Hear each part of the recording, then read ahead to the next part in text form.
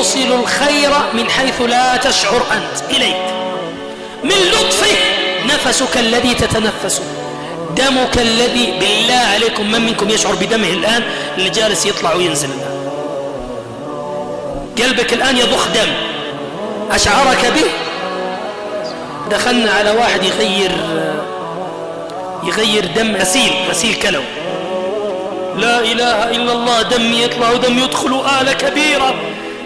هذا المصنع كله في هذه الكلية الصغيرة جدا تصنع هذا وتصفي لك دمك من البول وتخرجه بسهولة جدا. ليه؟ لأنك تعبد ربا لطيف يعمل لك الخير دون أن تشعر، ولا يريد منك شيء، حتى ما أمرك هو لك ليس له. لن ينال الله لحومها ولا دماؤها، يناله التقوى منكم، التقوى لك. روحك لن ترتاح إلا بالتقوى، روحك. من لطفه يصيبك بمرض حتى يوصل إليك خير، لن يصل إليك هذا الخير إلا عبر هذا المرض.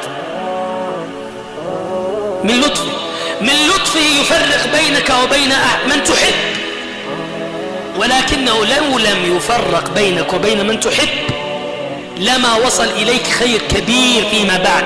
تقول سبحان الله، يعني لو هذا ما حصل هذا. ليه؟ لأن الله لطيف.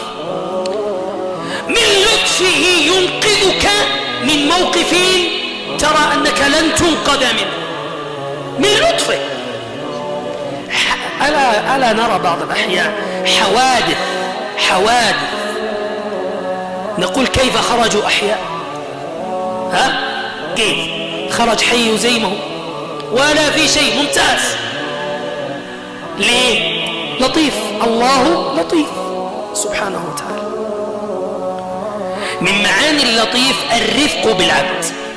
المعنى الثاني هو الذي يوصل إليك الخير من حيث لا تشعر.